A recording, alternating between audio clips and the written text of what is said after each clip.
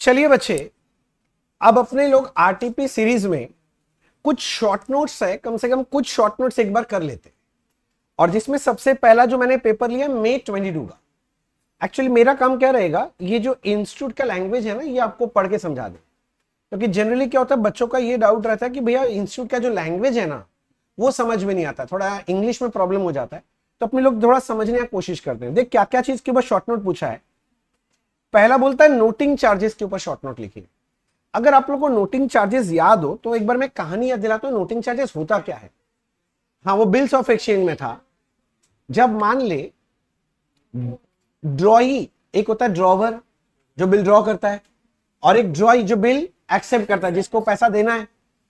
अगर वो ड्रॉई maturity date के दिन अगर बिल का पैसा नहीं देता, बिल डिसऑनर हो जाता है, तो भैया बिल डिसऑनर हो गया, इसका सबूत इकट्ठा करने के लिए जिसके मुंह पे दरवाजा बंद होता है, याद आ रहा है स्टोरी मेरा, उसको दौड़ के जाना पड़ता है नोटरी पब्लिक के पास, क्या कराने के लिए, नोटिंग। और ये नोटिंग कराना मतलब ये सबूत इकट्ठा हो जाता है। नोटरी क्या करता है, एक ठप्पा लगा देता है, साइन कर देता है, नोटिंग कर दिया, तो सबूत हो गया कि हाँ बिल सच में डिसऑनर हुआ है। अब मैं उस आदमी को चाहूं तो कोर्ट में स्यू कर सकता हूं जो डिसऑनर किया। कौन पे करता है, ये होल्डर ऑफ द बिल। कौन पे करता है, जैसे मैं ऐसे समझाया था क्लास में, जिसके मुंह पे दरवाजा बंद होता है वो जाके पे करता है पहले नोटिंग चार्जेस। तो वो कौन होता है, जो होल्डर ऑफ द बिल होता है। किंतु अल्टीमेटली ये बियर कौन करता है, drawee. Ultimate it should be bear by borne by whom, drawee. याद आ रहा है स्टोरी। देखते हैं लोग क्या लिखा है। नोटिंग चार्जेस बोलेगा तो ये लोग क्या क्या चाहता है कि हम लोग लिखें एज अ स्टूडेंट।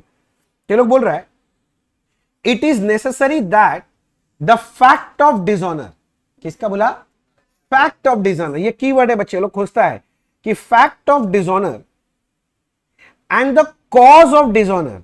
भैया क्या क्या बोला, फैक्ट और कॉज, के डिसऑनर हुआ ही क्यों, ठीक है ना, शुड बी एस्टैब्लिश, कि भैया फैक्ट क्या है, डिसऑनर हुआ है और क्यों हुआ है, इसको क्या करना चाहिए भैया। लोग क्या बोलता है, फैक्ट को एस्टैब्लिश करना पड़ेगा, ठीक है। If there is a fear of dishonour the bill will be given to public official known as notary public. और जब डिसऑनर ही आपको लग रहा है डिसऑनर हो जाएगा, आदमी पैसा नहीं देगा, तो हम लोग बिल किसको देते हैं, notary public. This officials present the bill for payment, और ये ऑफिशियल जाके क्या करता है, पेमेंट के लिए प्रेजेंट करता है। And if the money receive they will hand over the money to the original party. पैसा मिल जाए तो पार्टी को मिल जाता है, वो तो नॉर्मल सा बात है।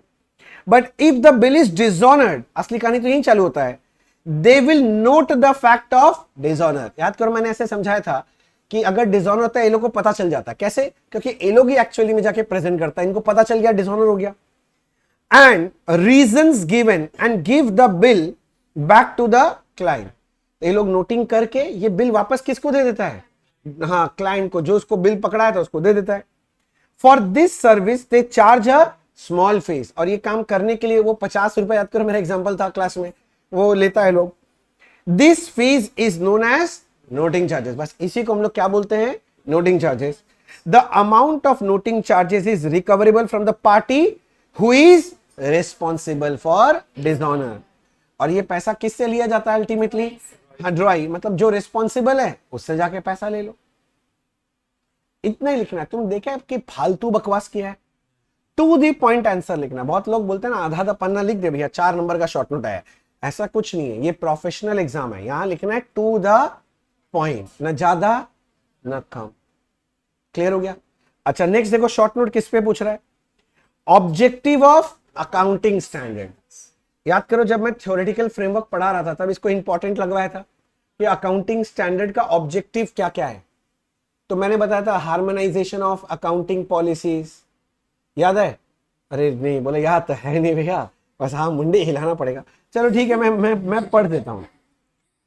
बोल रहा है accounting standards are selected set of accounting policies और broad guidelines regarding the principle and methods to be chosen out of several alternatives. बहुत सारा अल्टरनेटिव है, उनमें से कोई एक मेथड जो हम लोग चूज कर लेते हैं उसी को क्या बना देते हैं, स्टैंडर्ड बना देते हैं।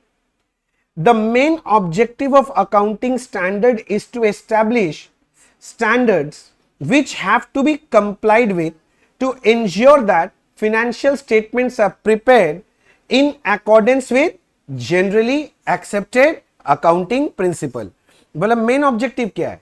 बोला इनका मेन ऑब्जेक्टिव यही है जिससे फाइनेंशियल स्टेटमेंट जो बने वो अपने अकाउंटिंग जो एक्सेप्टेड रूल्स एंड रेगुलेशंस है उसके दायरे में रह के बने।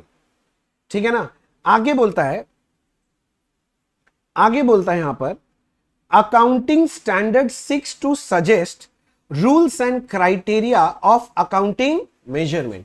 बोला अकाउंटिंग स्टैंडर्ड में लिखा हुआ क्या है? बोला अकाउंटिंग कैसे करें उसका रूल्स लिखा हुआ है, उसको रिकॉर्ड करने का क्राइटेरिया क्या है वो लिखा हुआ है, और उसको मेजर करने का मतलब कितना अमाउंट रिकॉर्ड होगा। पहला एक आइटम बुक्स में रिकॉर्ड होगा कि नहीं होगा वो डिसाइड होता है। अब बुक्स में रिकॉर्ड होगा तो उसका एंट्री क्या बनेगा वो भी वहां लिखा हुआ रहता है, और एंट्री जो रिकॉर्ड करोगे कितना रुपया में रिकॉर्ड करोगे वो भी वहां लिखा हुआ मिलता है। समझ गया? This standard harmonise the diverse accounting policy and practice at present use in India. Harmonise मतलब समझ गया? बोले इंडिया में एक ही चीज को करने का बहुत सारा तरीका है, तो ये लोग एक तरीका बता देता है, तो इससे फायदा क्या होता है? हार्मोनाइजेशन के सब कोई एक जैसा अकाउंटिंग करेगा पूरे कंट्री में। बोलो बात समझ में आया? अरे बोलो। ओके नेक्स्ट देखो थ्योरी किसके बारे में? Retirement of bills of exchange. Retirement याद है? जब टाइम से पहले जब ड्रॉई पैसा देता है सो क्या बोलते हैं? रिटायरमेंट। और जितना दिन वो पहले देता है उतना दिन का उसको रिबेट दिया जाता है। रिबेट दिया जाता है ना। ड्रॉवर देता है उसके लिए रिबेट खर्चा है, ड्रॉई को रिबेट मिलता है उसके लिए इनकम है, और बिल ऑनर हो जाता है तो आगे कोई कहानी नहीं रहता। याद आ रहा है सारा स्टोरी? अच्छा देखते हैं ये लोग क्या लिखा है। ये लोग भी ऐसा ही कुछ लिखा है क्या? बोलते sometimes the acceptor of the bills of exchange. Acceptor मतलब का बात कर रहा है ड्रॉई का। Has spare funds much before the maturity of bills of exchange. बोले मैच्योरिटी के पहले उसके पास पैसा आ गया ड्रॉई के पास। Accepted by him, he may therefore desire to pay bills before the due date. और वो चाहता है कि ये बिल का पैसा मैच्योर डेट से पहले दे के नक्की करे। इन सच a circumstance the acceptor shall ask the payee or the holder of the bill to accept cash before maturity date। और ऐसे सिचुएशन में जो ड्रॉई है वो होल्डर ऑफ बिल को बोलता भैया तुम पैसा टाइम से पहले ले लो। If the pay agrees the acceptor may be allowed a rebate और discount on such early payment. और क्योंकि वो अर्ली पेमेंट कर रहा है तो जो होल्डर ऑफ द बिल है वो चाहे तो उसको छोटा सा डिस्काउंट यानी कि क्या रिबेट दे सकता है। This rebate is generally the interest at an agreed rate for a period between the date of payment and the date of maturity. तो जितना दिन पहले पे कर रहा है उतना दिन का इंटरेस्ट ही होता है और तो कुछ नहीं है। द इंटरेस्ट रिबेट डिस्काउंट जो भी बोल सकते हो becomes the income for the acceptor. Acceptor of the bill मतलब ड्रॉई के लिए क्या है? Income. And the expense for पे, और जिसको अल्टीमेटली पैसा मिल रहा है होल्डर ऑफ द बिल उसके लिए क्या बन जाता है? एक्सपेंस बन जाता है। It is a consideration for pre mature payment. वही घुमा घुमा के एक्टिव वॉइस पैसिव वॉइस में खेल रहा है। बोल रहा है कि भैया ये प्री मैच्योर पेमेंट का एक क्या देते हैं हम लोग? कंसिडरेशन है।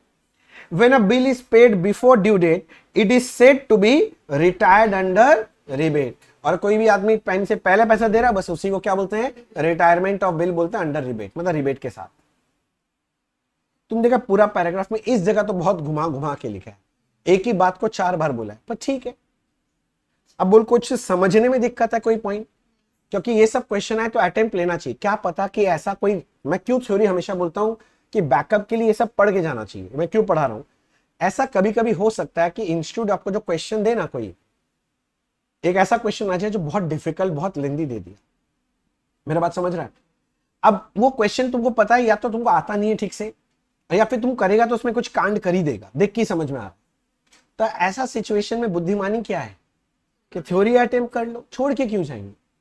और आना इनमें से ही है, ये सब जो थ्योरीज है ना जो मैं पढ़ा रहा हूं इन्हीं में से कुछ आना, इसके बाहर और कुछ नहीं। आगे चलो सर, आगे देखते हैं। फिर क्या लिखा भैया? Overriding commission. अच्छा ओवरराइडिंग, अच्छा ओवरराइडिंग कमीशन वो कमीशन था जो कंसाइनर कंसाइनी को देता है to sell the goods at a price higher than stipulated selling price. एक तरह का स्पेशल कमीशन, याद आ रहा है? चलो देखते हैं क्या बोल रहा है। Overriding commission, in the case of consignment account the consignor pays a commission to consignee in consideration of services rendered by later for selling the goods consign। मतलब माल बेचने के लिए कमीशन होता है। ऑब्वियस सा बात है, कंसाइनमेंट में सारा कमीशन ही माल बेचने का ही है। दिस कमीशन में बी आइदर नॉर्मल कमीशन और स्पेशल। मैंने याद करो, मैंने चार्ट बनाया था, नॉर्मल कमीशन और एक स्पेशल। अच्छा, स्पेशल में दो था, एक डेल क्रेडिटर जो बैड डेट के लिए था और एक overriding. Again the special commission में बी डेल क्रेडिटर कमीशन और ओवरराइडिंग कमीशन। ठीक है, overriding commission is a extra commission allowed to consignee in addition to normal commission. हाँ, ये एक्स्ट्रा ही कमीशन है। Such additional commission is generally allowed to provide additional incentive to consignee for the purpose of introducing and creating a market for a new product. तो ये लोग क्या बोल रहे हैं भैया, ऐसा कमीशन कब देता है? अगर कोई नया प्रोडक्ट आ गया मार्केट में हमारा, तो बोलता है उसके लिए भी दिया जा सकता है कि भैया तुम माल बेचो, नया प्रोडक्ट मार्केट बनाओ, हम तुमको एक्स्ट्रा कमीशन देंगे। तो मेरा माल बेचो, नॉर्मल जितना मिलेगा उससे थोड़ा ज्यादा मिल जाएगा, वही ओवरराइडिंग हो गया। To provide incentive for supervising the performance of other agents in particular area. हाँ, ये भी होता है, ये भी एक रीजन है। मतलब क्या होता है ना, बहुत सारे कंसाइनी है मेरे, हम एक आदमी को बोले कि भैया तुम सारे कंसाइनी का हिसाब रखो ठीक से और उनको पूरा सपोर्ट करो, मैं तुमको एक्स्ट्रा कमीशन दूंगा 5%। इसको भी क्या बोलेंगे? Overriding commission. To provide incentive for ensuring that the goods are sold by consignee at the highest possible. जो मैं बोल रहा था आपको, ज्यादा दाम में बेचने के लिए जो कमीशन है उसको भी क्या बोल देते हैं? Overriding commission. मतलब अगर नया प्रोडक्ट को इंट्रोड्यूस करने के लिए दे सकते हैं, बाकी कंसाइनी को संभालने के लिए दे सकते हैं, और तीसरा माल को ज्यादा में बेचने के लिए, ये सारे को ही हम लोग क्या बोल देते हैं? Overriding commission. बोलो, समझ में आया? क्या डाउट है इसमें? कोई डाउट नहीं है? श्योर? तो ये वाला खत्म। चलिए सर, अब अपने लोग एक काम करते हैं, सॉरी मैं नहीं है ये, अपने लोग कर रहे थे वो आरटीपी। आरटीपी में अपने पास 4 आरटीपी अवेलेबल था अभी इंस्टीट्यूट के वेबसाइट में, तो वो 4 आरटीपी करके जाना है। उसमें हम लोग रिवीजन कर रहे थे भैया शॉर्ट नोट्स का, शॉर्ट नोट्स जितना आया हुआ है। एक तो अपने लोग कर लिए थे मई 22, अब जो अगला रिवीजन कर रहे हैं वो है नवंबर 22 का। तो मैं कुछ नहीं, आपको क्या है ना, इंस्टीट्यूट का लैंग्वेज पढ़ा दे रहा हूँ, थोड़ा समझा दे रहा हूँ, जिससे कि अपने लैंग्वेज में आप लिख पाए एग्जाम में अगर क्वेश्चन आ जाए। और क्योंकि बस सुना हुआ रहेगा और 1-2 बार अगर पढ़ लोगे ना सब थ्योरी, तो उस लैंग्वेज में भी आप लिख पाओगे, ज्यादा दिक्कत नहीं होगा। देखो शॉर्ट नोट्स में क्या है ना, पहला बोल रहे गोइंग कंसर्न कॉन्सेप्ट किसको बोलते हैं बताओ। तो एक बार जैसे रफ में हम लोग याद करते हैं, गोइंग कंसर्न कॉन्सेप्ट किसको बोलते थे? गोइंग कंसर्न कॉन्सेप्ट ये बोलता है कि बिजनेस अजर और अमर है, मालिक नश्वर है। मतलब the life of the business is unlimited, it will go on forever, year after year without any break, but the ownership में चेंज। मतलब ये बोलता है कॉन्सेप्ट, गोइंग कंसर्न कॉन्सेप्ट बोलता है कि जो बिजनेस का लाइफ है वो अनलिमिटेड है, वो चलता रहेगा। ठीक है ना? इसका जो बोलता है हम लोग, गोइंग कंसर्न कॉन्सेप्ट बोलता है कि अपना बिजनेस फोर्सिएबल फ्यूचर तक चलेगा। वर्ड क्या था? Foreseeable future. फोर्सिएबल फ्यूचर का मतलब मैंने बताया था, हाँ, अगला 12 महीना। तो अगर आपको दिखाई दे रहा है कि बिजनेस अगला 12 महीना तक चलेगा, तो उसको बोलते हैं कि ये गोइंग कंसर्न है बिजनेस। अगर आपको लगता है कि अगला 12 महीना के अंदर बंद होने वाला है, तब वो गोइंग कंसर्न कॉन्सेप्ट फॉलो नहीं हो रहा है। तो हम लोग बोलते हैं कि हम लोग हमेशा जब भी अकाउंटिंग करते हैं, या अज्यूम करके करेंगे कि हमारा बिजनेस क्या है, गोइंग कंसर्न फॉलो हो रहा है, अनटिल एंड अदरवाइज कुछ और पता चले, गोइंग कंसर्न मान के अकाउंटिंग करते हैं। ये गोइंग कंसर्न कॉन्सेप्ट है जिसके वजह से हम लोग अपने एसेट्स को फिक्स्ड एसेट और करंट एसेट में तोड़ते हैं। हमारे जो लाइबिलिटीज को long term and short term liability में तोड़ते हैं। हम लोग एसेट्स को बुक में कॉस्ट में लिखते हैं, as per which concept? Going concern concept के तहत लिखते हैं। याद आ रहा है सब चीज? एक बार देखते हैं वो लोग क्या लैंग्वेज लिखा है। देखो बोल रहा है गोइंग कंसर्न में, the financial statements are normally prepared on assumption that an enterprise is going concern and will continue in operation for क्या है? Foreseeable future. भाई साहब ये इसका कीवर्ड है। जब भी टीचर चेक करेगा ना तुम्हारा कॉपी गोइंग कंसर्न के लिए, तो देखेगा ये वर्ड लिखा है कि नहीं लिखा है। समझ गया? आगे बोल रहा है Hence, it is assumed that the enterprise has neither the intention nor the need to liquidate or curtail materially the scale of its operation. ना ही ऐसा सिचुएशन है, ना ही जरूरत है कि उसको अपना बिजनेस बंद करना है. If such an intention or need exists, the financial statements may have to be prepared on a different basis, and if so, the basis used is disclosed.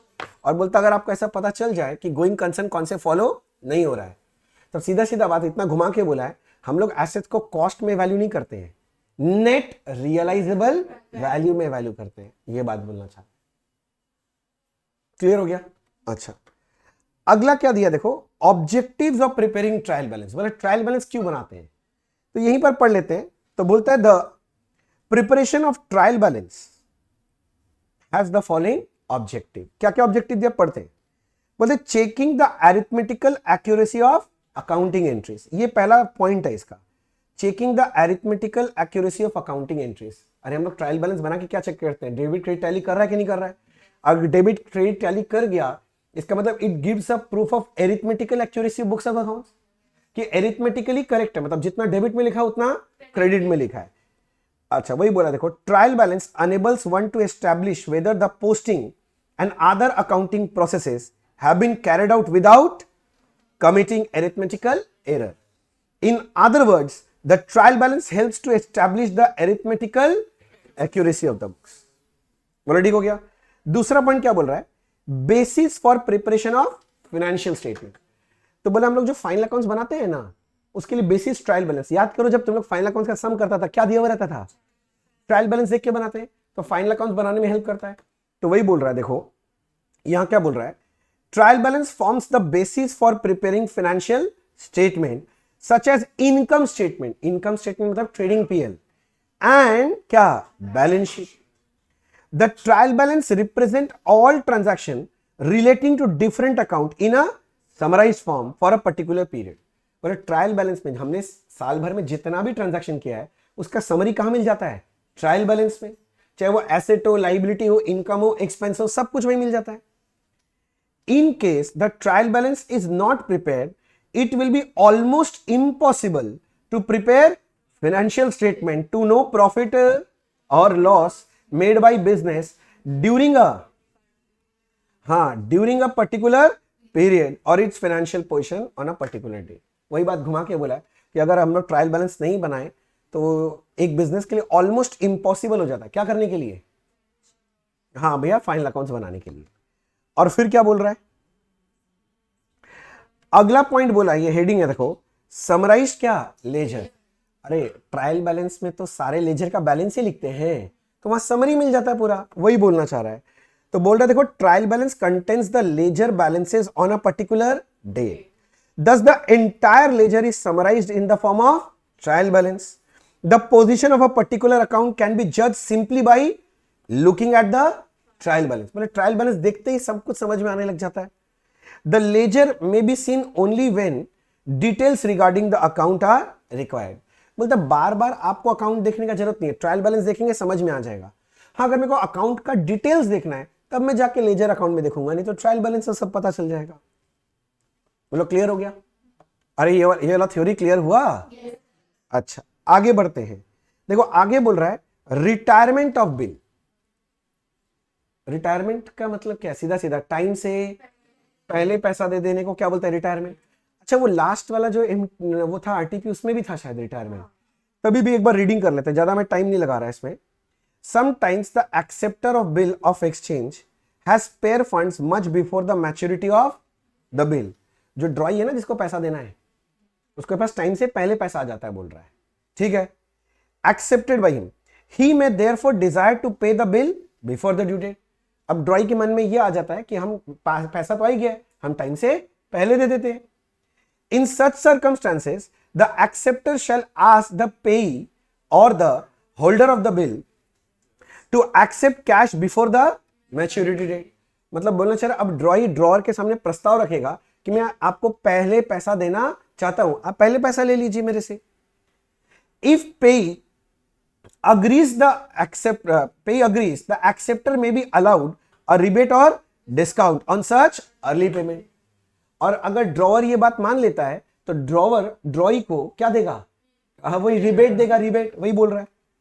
This rebate is generally the interest at an agreed rate for the period between the date of payment and date of maturity. मतलब जितना दिन पहले दे रहा है उतना दिन का interest ही rebate होता है। The interest rebate discount becomes the income for the acceptor and expense for the paying. सीधा बात है, बोलता है ड्रॉअर के लिए खर्चा है और ड्रॉई के लिए इनकम है। समझ गया मेरा बात? अच्छा, it is a consideration for premature payment. पहले पेमेंट देने के लिए कंसिडरेशन है रिबेट, पहले दे रहा है इसीलिए तो उसको दे रहे हैं ये रिबेट, नहीं तो देते क्या? नहीं। When a bill is paid before due date, it is said to be retired under rebate। वही है, बिल को अगर पहले दे दिया बस उसी को हम लोग बोल देते हैं क्या चीज? Retirement under rebate. Overriding commission, देखो अगला जो शॉर्ट नोट है वो है ओवरराइडिंग कमीशन। ये हमने एक बार पढ़ा दिया, वापस पढ़ूं क्या मैं? मेन ये 3 पॉइंट है, बस इसी को ध्यान रखने का है। ये ऑलरेडी May 22 वाला क्वेश्चन में था। उसके बाद एक क्वेश्चन पूछा distinction between trade bill and accommodation of bill. हाँ, ये देख लेना चाहिए क्योंकि थ्योरेटिकल क्वेश्चन। क्या बोल रहा है देखो, trade bill are usually drawn to facilitate trade transmission, that is these bills are meant to finance actual purchase and sale of goods। मतलब जो नॉर्मल बिल नहीं बोलते हैं जिससे उसको क्या बोलते हैं? Trade bill. ये ट्रेड बिल कब होता है? जब डेटर क्रेडिटर का रिलेशन होता है, परचेज सेल कर रहे हो, पैसा देने लेने के लिए बिल्स यूज होता है, उसी को क्या बोलते हैं? Trade bill.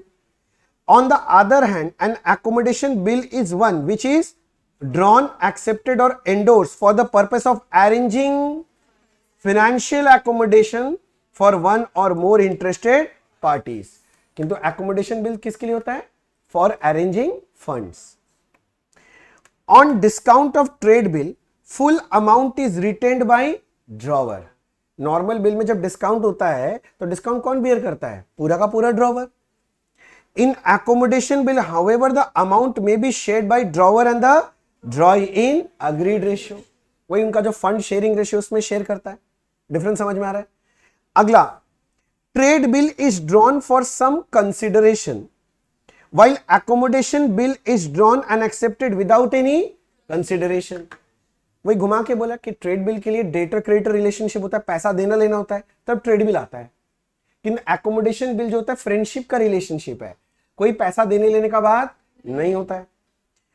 Trade bill act as an evidence for indebtedness while accommodation bill act as a source of finance। फिर से घुमा के बोल रहा है, बोले ट्रेड बिल किसका प्रूफ है? पैसा देने लेने का। समझ में? अगर मैं आपके ऊपर बिल ड्रॉ कर रहा हूं इसका मतलब मुझे आपसे पैसा मिलना है, ट्रेड बिल। किंतु एकोमोडेशन किस लिए होता है? टू फाइनेंस इकट्ठा करने के लिए, पैसा इकट्ठा करने के लिए। In order to recover debt the drawer can initiate legal action on trade bill. अगर हमारे बीच में ट्रेड बिल है और अगर आप पैसा नहीं देते हो, डिसऑनर कर देते हो, मैं आपके ऊपर केस कर सकता हूं, स्यू कर सकता हूं कोर्ट पे। In accommodation bill legal remedy for the recovery of amount may not be available for.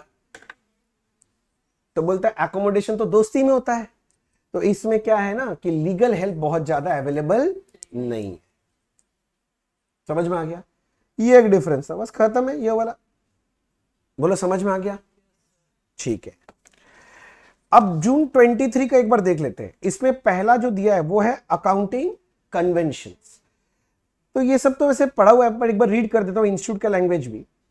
बोलता accounting convention emerge out of accounting practice commonly known as accounting principle adopted by various organization over a period of time।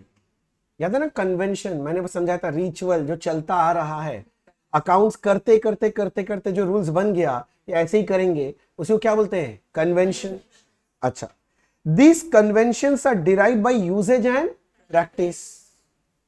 ये बहुत important line है, इसको तो मत miss करना, ठीक है ना। इसके बाद बोल रहा है the accountancy bodies of the world may change any of the convention to improve the quality of accounting information। ऐसा नहीं है तो कोई चीज कन्वेंशन चला रहा है तो ऐसे ही करना पड़ेगा, अगर जो वर्ल्ड के जो सबसे बड़े बड़े अकाउंटिंग बॉडीज हैं, अगर उनको ऐसा कभी लगे कि ये कन्वेंशन ठीक नहीं है, इसे तोड़ के कुछ नया लाना चाहिए जिससे कि फाइनेंशियल स्टेटमेंट बेटर होगा, तो वो लोग के पास ये पूरा पावर है। Accounting convention need not have universal convention. जो है हर जगह का अलग, कल्चर हर जगह का अलग है ना। इंडिया का कल्चर यूएसए का कल्चर एक है क्या? नहीं। तो इंडिया में हो सकता है कि अकाउंटिंग कन्वेंशन कुछ और हो और दूसरे देश में कुछ और हो, ऐसा बिल्कुल संभव है। समझ गया? इसके बाद जो मांगा है, देखो मैं ये नहीं पढ़ने वाला, ट्रेड विल एंड एकोमोडेशन अभी तो पढ़ा यार, रहने दे। उसके बाद क्या मांगा है? Machine hour rate calculation depreciation. तो आपको मशीन आवर रेट में आपको बताना पड़ेगा कि भैया ऐसा मशीन्स जिसका लाइफ हम लोग आवर में मेजर करते हैं, वहां machine hour rate method use होता है। वहां आवरली बेसिस में क्या होता है? डेप्रिसिएशन। याद है? Depreciable amount multiplied by machine hour of current year divide by total machine our. वो फॉर्मूला भी लिख के दिखा देंगे तो हो जाएगा। देखो दिखाता हूं इंस्टीट्यूट के आंसर किया, देखें। देखो बोलते हैं when it is practicable to keep a record of actual running hours of each machine. बोला अगर प्रैक्टिकली पॉसिबल है कि हर मशीन कितना घंटा चल रहा है, ये इसका हिसाब रखा जा सके, डेप्रिसिएशन में be calculated on the basis of hours that the concerned machinery work. तो मशीन आवर के बेसिस में डेप्रिसिएशन किया जा सकता है। Under machine hour rate method of calculating depreciation, the life of the machine is not estimated in years but in hours. Years की जगह hours में एस्टिमेट होगा।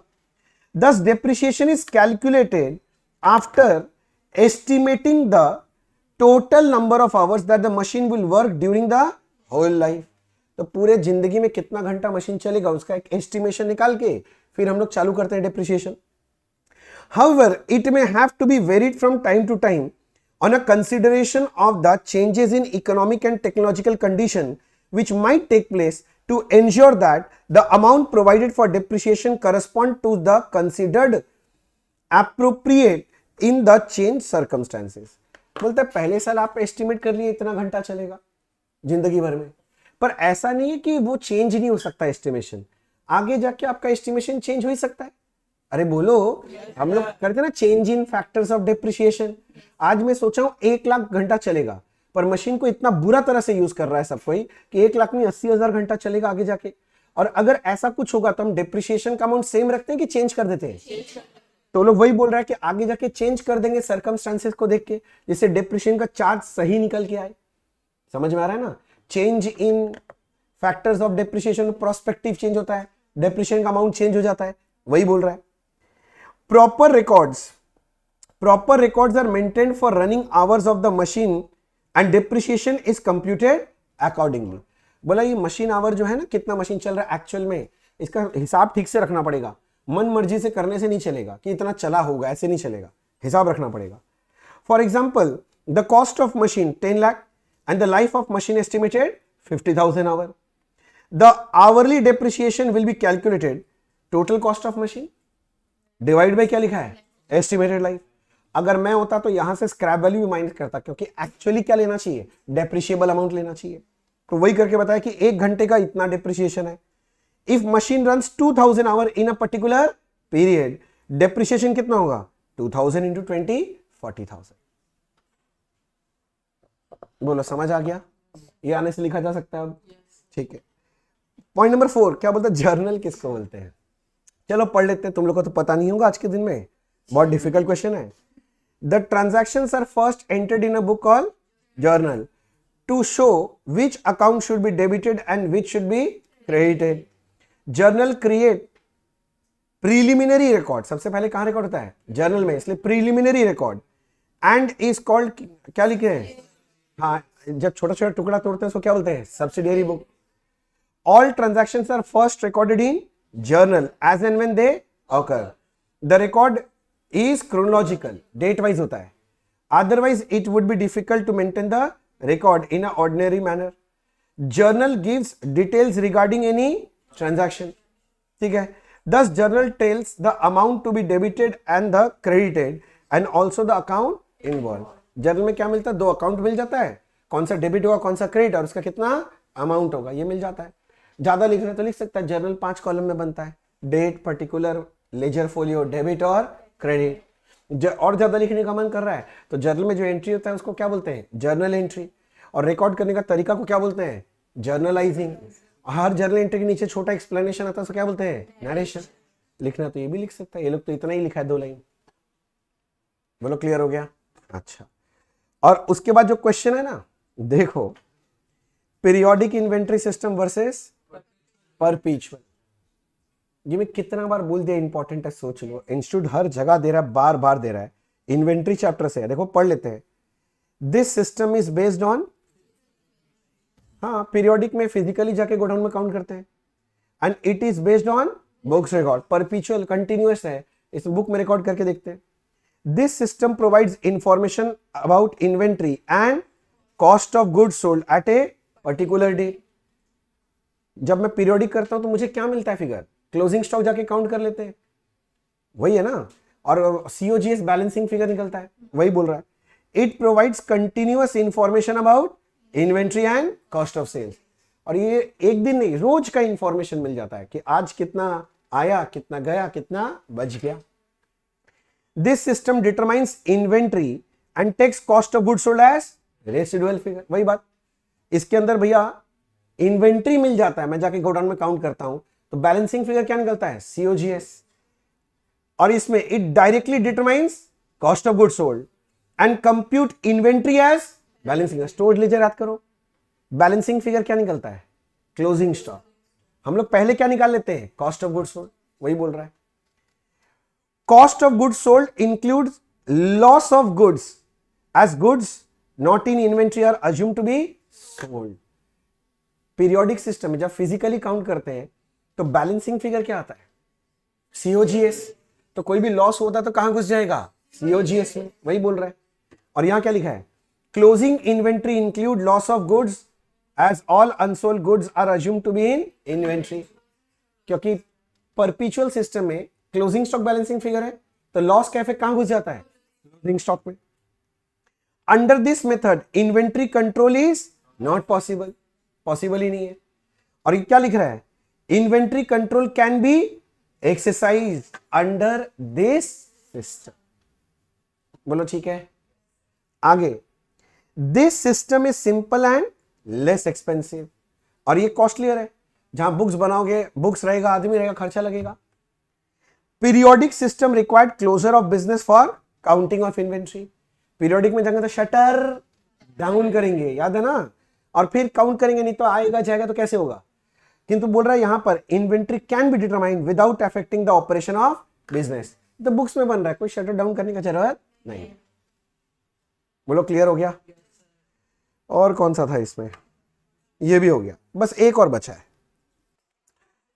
चलो आगे बढ़ते हैं, बस एक लास्ट आरटीपी बचा जिसका थ्योरी देखना है, वो है नवंबर 23 का। क्या बोल रहा है, देखो, write short notes on following. बोलते हैं rules of posting of journal entries into ledger. देखो, किसी चीज का भी शॉर्ट नोट मांग सकता है, ऐसा नहीं कि जिसको तुम लोग थ्योरी बोलते हो उसी का शॉर्ट नोट बोल रहा है। अभी तो बोल रहे रूल ऑफ पोस्टिंग बताओ, पोस्टिंग कैसे करते हैं लेजर में, शॉर्ट नोट लिख के बताओ। तो अगर आपको अगर पोस्टिंग करना आता है तो आप खुद का लैंग्वेज में लिख ही सकते हैं। चलो देखते हैं इंस्टीट्यूट कैसा लैंग्वेज बोला है। Rules regarding posting entries in ledger, into ledger. पहला है, separate account is opened in ledger book for each account. मतलब हर अकाउंट अलग अलग बनेगा, राम श्याम जोदू मोदू पोंचू मोदना सब अलग अलग बनेगा। And entries from journal are posted to respective account accordingly.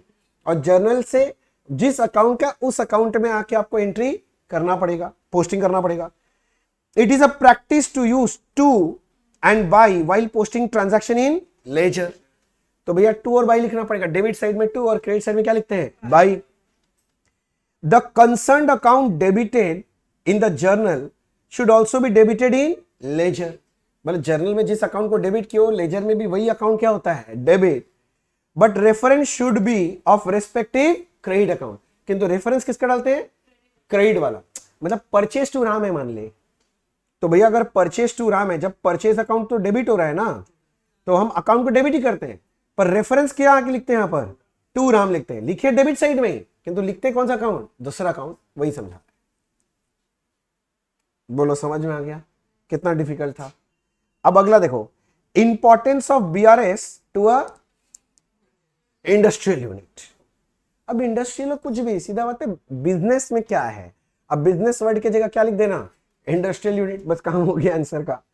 देखो पढ़ते हैं, याद है मैं जब बीआरएस आपको पढ़ाता हूं या पढ़ाया था, मैं पूरा कहानी सुना रहा था आपको बैठ बैठ के, बस वही कहानी यहां पर है। मैंने आपको बताया था बीआरएस इंपॉर्टेंट है बैंकिंग ट्रांजैक्शन के पे कंट्रोल रखने के लिए, याद आ रहा है, वही सब मिलेगा, वही जो मैं ऐसे समझाया था साधारण भाषा में, देखो कैसे लिखा है लो। Banks are essential to modern society, very good, हमको पता ही नहीं था। But for an industrial unit it serve as necessary instrument in commercial world. किंतु भैया इंडस्ट्रियल जिसको बहुत पैसा चाहिए उसके लिए तो ये जीवनदायी नहीं है, ठीक है। Most of the transaction of the business are done through bank, आज के दिन में सारा ट्रांजैक्शन बैंक से ही होता है, whether it is a receipt और payment, rather it is legally necessary to operate the transaction through bank. Modi ji बोल दिए भैया कच्चा काम नहीं चलेगा, सब पक्का होना चाहिए, मतलब सब बैंक से ट्रांजैक्शन करना पड़ेगा legally, after a certain limit. हाँ 20,000 के ऊपर कोई भी ट्रांजैक्शन है तो वो कैश में नहीं करना चाहिए, किस में करना चाहिए, बैंक के थ्रू। All the transaction which have been opted through bank, if not verified properly, the industrial unit may not be sure about its liquidity position in bank on a particular date।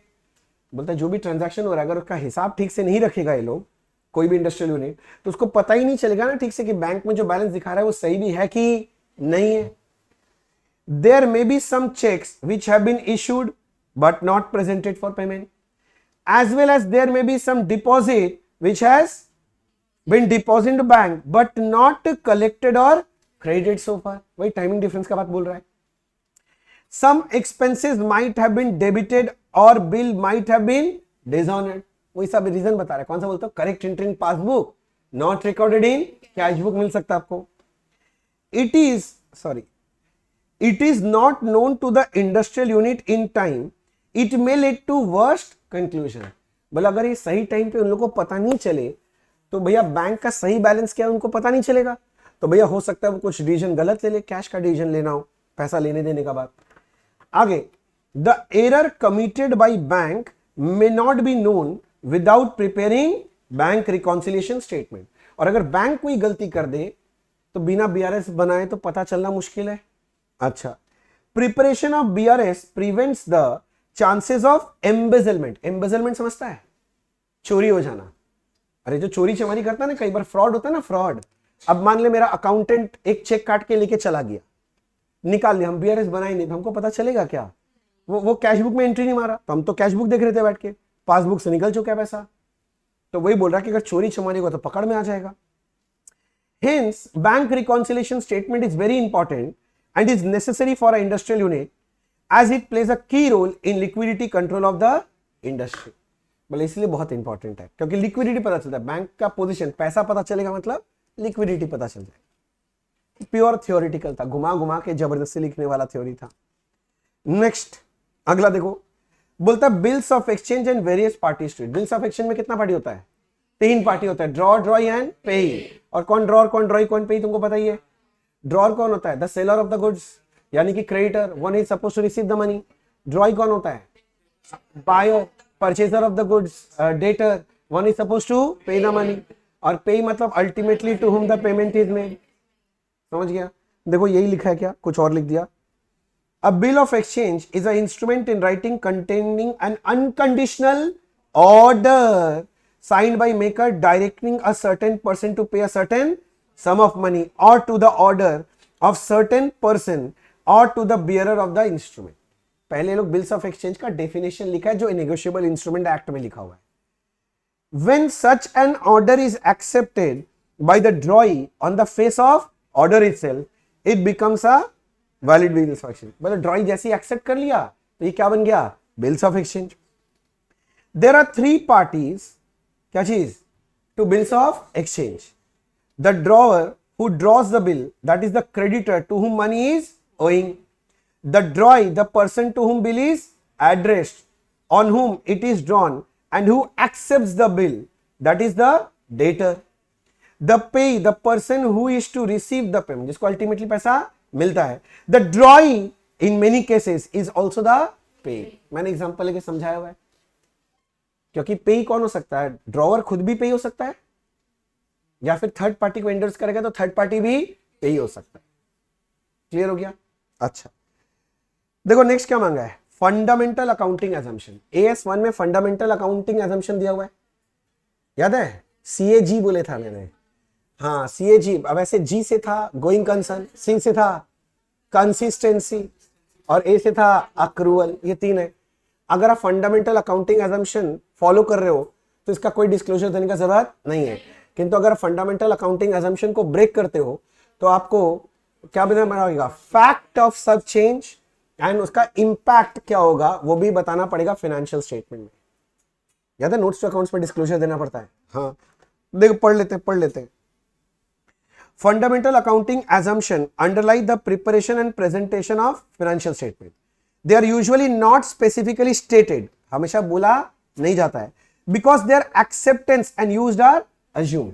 पर ये assumption ही है, fundamental है, ये सबको पता है कि इसके बिना accounts बनता नहीं है, तो लोगों को चीख के बताना नहीं है कि मैं fundamental accounting assumption follow कर रहा हूं। Disclosure is necessary if they are not followed. जो बोला disclosure अगर कब करना पड़ेगा, जब मैं कोई फंडामेंटल अकाउंटिंग एजम्पशन फॉलो नहीं करूंगा। The institute of chartered accountants of India issued accounting standard 1, जिसका नाम है disclosure on accounting policies, according to which the following have been generally accepted as fundamental accounting assumption. तो AS1 में लिखा हुआ है फंडामेंटल अकाउंटिंग एजम्पशन कौन कौन है, number 1 going concern, number 2 consistency, और नंबर 3 अक्रूवल है। और फिर वो लोग में वो भी बता दिया कि गोइंग कंसर्न क्या है, कंसिस्टेंसी क्या है, अक्रूवल क्या है। The enterprise is normally viewed as a going concern that is continuing operation for a, देख रहे हैं ये लाइन बार बार यूज हो रहा है, ये सबसे इंपॉर्टेंट है। It is assume that the enterprise is neither the intention nor the necessary of liquidation और of curtailing materially the scale of operation. ये तो पूरा रट लेना सर, ये जो है ना भैया, आप मेरे से अगर पूछेंगे ना तो मैं इतना एडवाइस दूंगा, इसको रट लेना। क्या बोला सर, क्या कर लेना?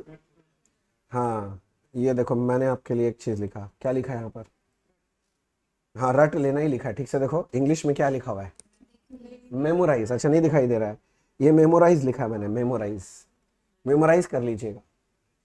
मेमोराइज मतलब याद करना, वो इंग्लिश भी प्रॉब्लम है, सॉरी।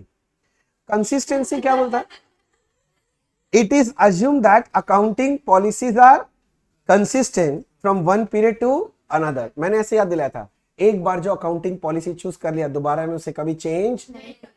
अगर मैं फीफो यूज कर रहा हूं तो हर साल फीफो यूज करना है, याद आ रहा है? ठीक है। अक्रूवल क्या बोलता है, अक्रूवल बेसिस बोलता है कि जो भी इनकम है अर्नड बेसिस में रिकॉर्ड होना चाहिए, रिसीव बेसिस में नहीं, अर्न में। और कोई भी एक्सपेंस है तो खर्चा है तो इनकर्ड बेसिस में, पेमेंट बेसिस में रिकॉर्ड नहीं होना चाहिए।